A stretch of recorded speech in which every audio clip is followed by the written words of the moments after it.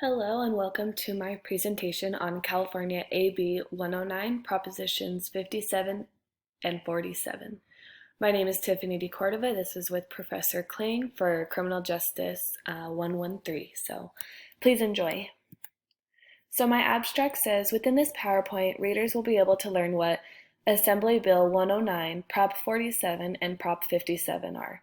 These were added to California in 2011 and have brought some benefit to the state's overcrowded prisons, but has also brought a lot of disadvantages to the community. As Christians, we have a duty to fulfill God's purpose here on earth, and one way in doing that is ensuring, as much as we can with the power that we have, that the laws are aligning with what God has stated for His people. Some key words in this PowerPoint that I would like you to look out for are AB 109, which is Assembly Bill 109, Proposition 47, Proposition 57, benefits, disadvantages, and Christians. So what exactly is Assembly Bill 109? Los Angeles County stated that Assembly Bill 109 establishes the California Public Safety Realignment Act of 2011, which allows for current, non-violent, non-serious, and non-sex offenders who, after they were released from the California State Prison, are to be supervised at the local county level. Instead of reporting to state parole officers, these offenders are to report to local county probation officers. The bill was created and implemented to help reduce the California prison population in all of the 33 state prisons. This bill is intended to benefit the state of California, but evidence of that occurring is tricky. There's just not much evidence to prove that it's actually benefiting the state. There's just more evidence to prove that it's kind of affecting it in a more dangerous way, which we will see as we go on. So the effects of AB 109 on California state prison population. AB 109 created additional sentencing options other than straight prison sentences and made fundamental changes to the way state parole and county probation is run. As of April 2015, the original goal of reaching 137.5% of statewide prison capacity was met with a count of 135.3 capacity. The realignment worked to benefit the issue of prison facility overcrowding by increasing flexible sentencing and finding ways individuals would be able to pay for their crime, such as community service, rather than being sentenced to prison. AB 109 seems to be effectively reaching the low-level offenders, which were essentially reasoning for so much of the overcrowding in prisons. So basically, with AB 109, it allowed for criminals who were labeled as not so dangerous to just get probation or to stay at the county level rather than going to the state level, which the state level is where the overcrowding is. So, but the problem with all this is that they're not keeping the criminals in for as long as they should, if that makes sense. So, as you'll see in an upcoming slide, that there was a parolee that got out early because of AB 109, and he ended up killing a Whittier police officer. So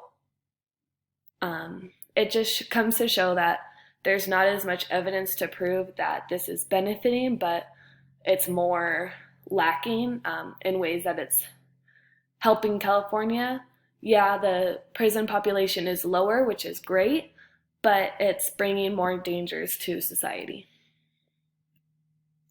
So here's a graph that I just wanted to show you from a article. So it says weekly changes in state prison population from January 2011 to May 2012.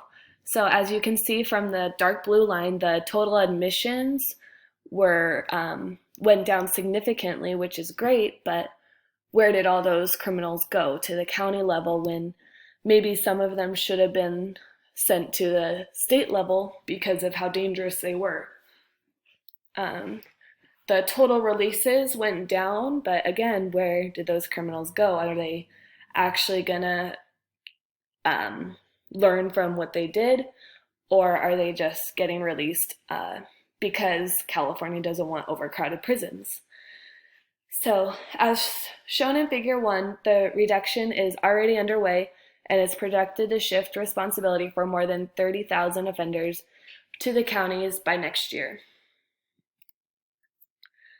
So the benefits of California Propositions 47 and 57. The Department of Finance projects a 2.2% decline in the prison population in the upcoming fiscal year due to a large part of the implementation of Prop 57, which is expanding credit earning for individuals in prison and extending early parole opportunities for those imprisoned for nonviolent offenses. Governor Brown has pledged to return all inmates from out-of-state correction facilities by the fall of 2009, a reform made possible through the success of AB 109, Prop 47, Prop 57, and other sentencing laws. Within months after the reform passed, and for the first time since the 2009 federal court order, the prison population dropped below the court-mandated target. So yes, it is awesome that prison population is down, but again, it's as a member of society, it's hard for me to believe that there's benefits to this when I wonder, well, is someone in my neighborhood someone that got released early because of these propositions in these assembly bills? So some of the unintended consequences of AB 109 are it filled up county jails with felons who were supposed to serve long-term sentences, released violent criminals and labeled them as nonviolent, reduced inmates in prison and made it easier for felons to get released and get an easier sentencing. So kind of think of AB 109 as creating a crack in the cement. Prisoners are able to fall through the cracks and live a normal life despite their conviction because of the ways that AB 109 is failing. Now, the most stringent punishment available for technical violations is 180 days in jail, but actual time served often falls well short of that. So this article, it showed me that just because they get sentenced to 180 days in jail does not mean that they are staying those days. They could be there a week, a month, 3 months. It's never guaranteed that it's the 180 days.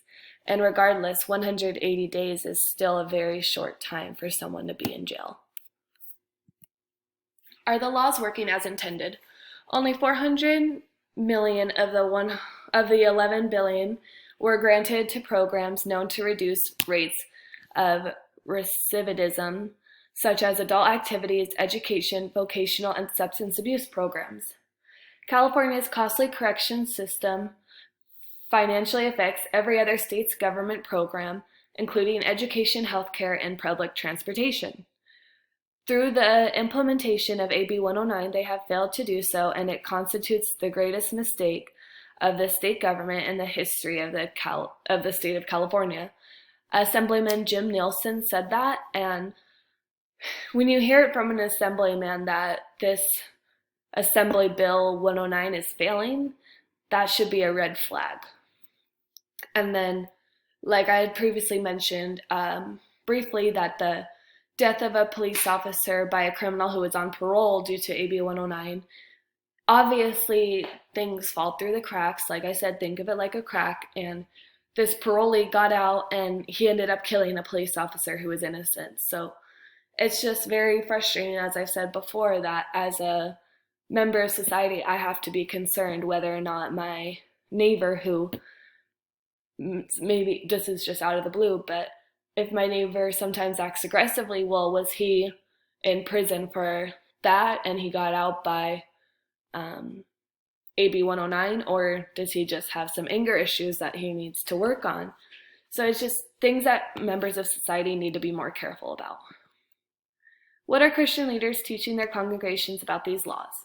Matthew 25:36 states, "I was naked and you clothed me, I was sick and you visited me, I was in prison and you came to me." God loves each and every one of us no matter what we did in our past. God's love is never ending.